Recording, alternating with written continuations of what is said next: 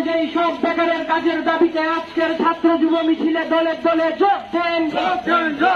যোগ্যতা অনুযায়ী সব বেকারের কাজের দাবিতে আজকের ছাত্র যুব মিছিলে দলে দলে দিকে দিকে আজ নারীরা ধর্ষিত কেন? রাজ্য সরকার জবাব চাই, জবাব দাও। হীরার মডেল রাজ্যে রাজ্য জুড়ে ধর্ষণ বাড়ছে কেন? বিজেপি সরকার দর্শকবাজের সরকার, বেকার মারার সরকার। যোগ্যতা অনুযায়ী সব বেকারের কাজের দাবিতে আজকের ছাত্র যুব মিছিলে দলে দলে যোগ দেন। দিকে ধরতে হবে।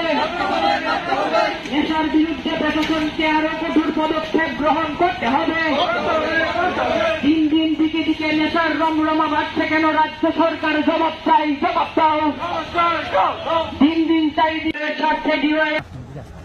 আমাদের রাজ্যে বিজেপি সরকার ক্ষমতায় আসার পর বেকারদের কর্মসংস্থান নিয়ে নানানভাবে তালবাহানা চলছে।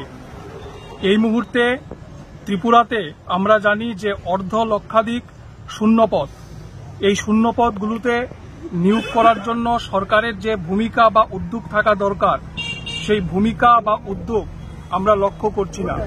আমরা জানি যে রাজ্যের বিভিন্ন স্কুলগুলোতে শিক্ষকের মারাত্মক সংকট, হাসপাতালে ডাক্তার নেই, প্রয়োজনীয় স্বাস্থ্যকর্মী নেই, সরকারের বিভিন্ন দপ্তরগুলোতে কর্মী স্বল্পতা চলছে। তারপরেও সরকার এই নিয়োগ প্রক্রিয়া তারা শুরু করতে পারছেন না। এই ইস্যুগুলো নিয়ে সমগ্র রাজ্য জুড়ে বামপন্থী ছাত্র যুবরা আমরা রাস্তায় নেমে প্রতিবাদ ধ্বনিত করছি এবং রাজ্য সরকারের কাছে আমরা দাবি করছি অবিলম্বে শূন্যপদ পূরণ করার জন্য সরকার যেন উদ্যোগী ভূমিকা গ্রহণ করে। আমরা এই ইস্যু নিয়ে আজকে খোয়াই শহরে মিছিল সংগঠিত করছি।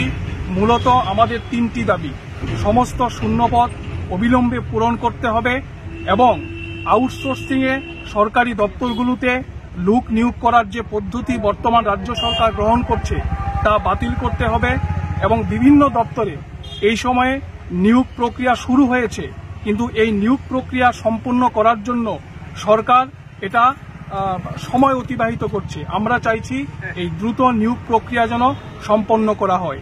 এই দাবিগুলো নিয়ে এসএফআই, ডিওয়াইএফআই, টিওয়াইএফ এবং টিএসইউ রাজ্য জুড়ে আমরা তীব্র আন্দোলন কর্মসূচি গ্রহণ করেছি। তারই অঙ্গ হিসাবে আজকে খোয়াইতে মিছিল সংগঠিত হচ্ছে।